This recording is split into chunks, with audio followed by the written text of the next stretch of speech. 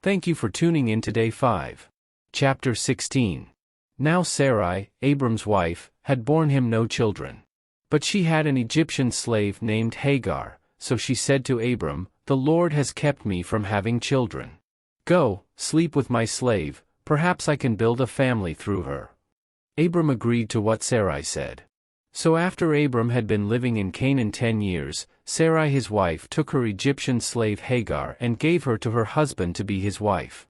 He slept with Hagar, and she conceived. When she knew she was pregnant, she began to despise her mistress. Then Sarai said to Abram, "You are responsible for the wrong I am suffering. I put my slave in your arms, and now that she knows she is pregnant, she despises me. May the Lord judge between you and me." "Your slave is in your hands," Abram said. "Do with her whatever you think best." Then Sarai mistreated Hagar, so she fled from her. The angel of the Lord found Hagar near a spring in the desert. It was the spring that is beside the road to Shur. And he said, "Hagar, slave of Sarai, where have you come from, and where are you going?" "I'm running away from my mistress Sarai," she answered. Then the angel of the Lord told her, "Go back to your mistress and submit to her." The angel added, "I will increase your descendants so much that they will be too numerous to count."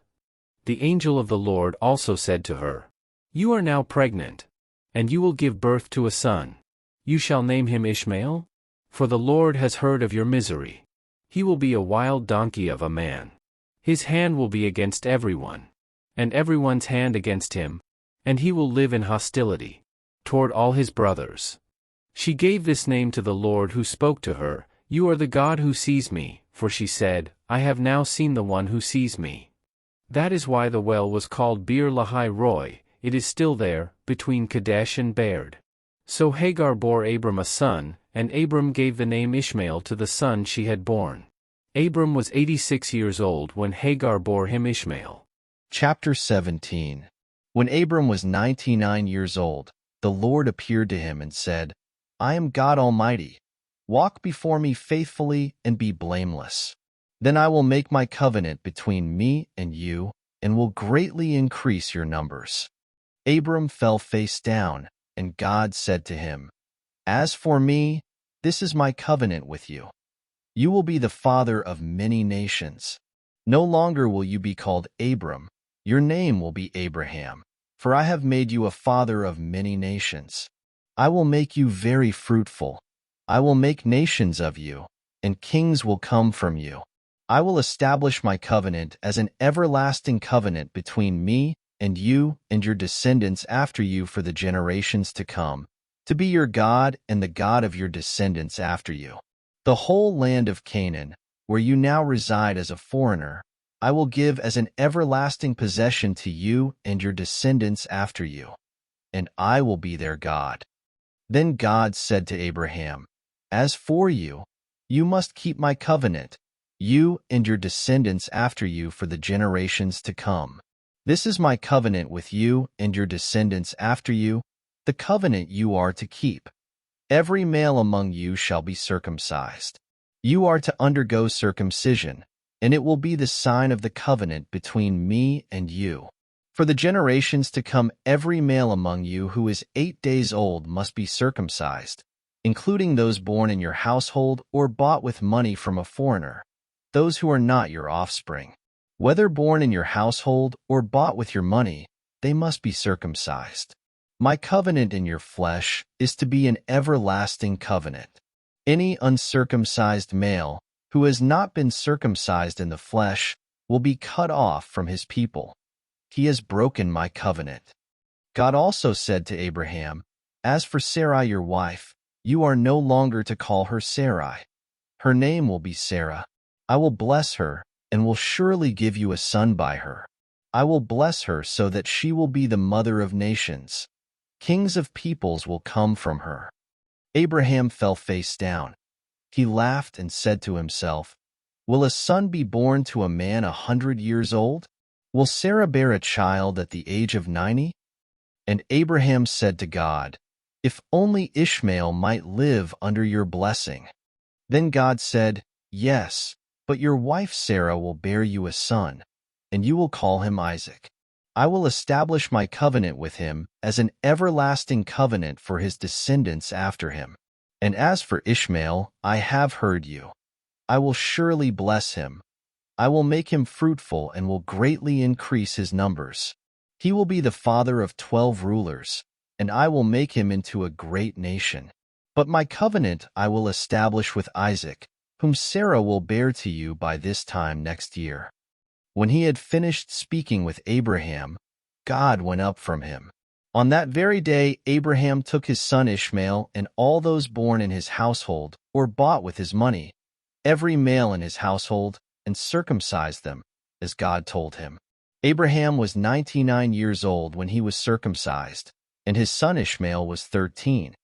Abraham and his son Ishmael were both circumcised on that very day. And every male in Abraham's household, including those born in his household or bought from a foreigner, was circumcised with him. Chapter 18. The Lord appeared to Abraham near the great trees of Mamre, while he was sitting at the entrance to his tent in the heat of the day. Abraham looked up and saw 3 men standing nearby. When he saw them, he hurried from the entrance of his tent to meet them and bowed low to the ground. He said, "If I have found favor in your eyes, my lord, do not pass your servant by. Let a little water be brought, and then you may all wash your feet and rest under this tree. Let me get you something to eat, so you can be refreshed and then go on your way, now that you have come to your servant."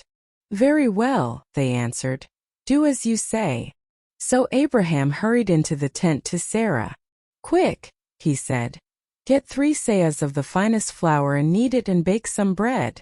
Then he ran to the herd and selected a choice, tender calf and gave it to a servant, who hurried to prepare it.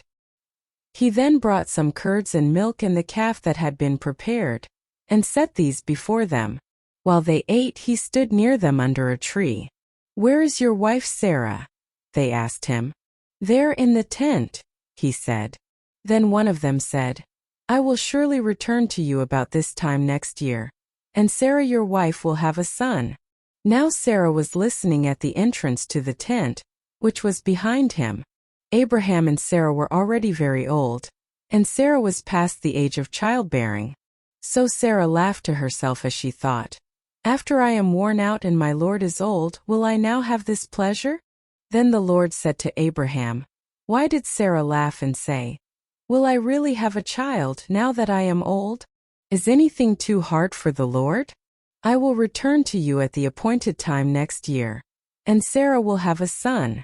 Sarah was afraid, so she lied and said, "I did not laugh." But he said, "Yes, you did laugh." When the men got up to leave, they looked down toward Sodom, and Abraham walked along with them to see them on their way.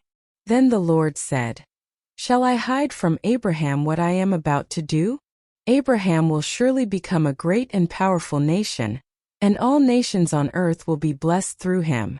For I have chosen him, so that he will direct his children and his household after him to keep the way of the Lord by doing what is right and just, so that the Lord will bring about for Abraham what he has promised him."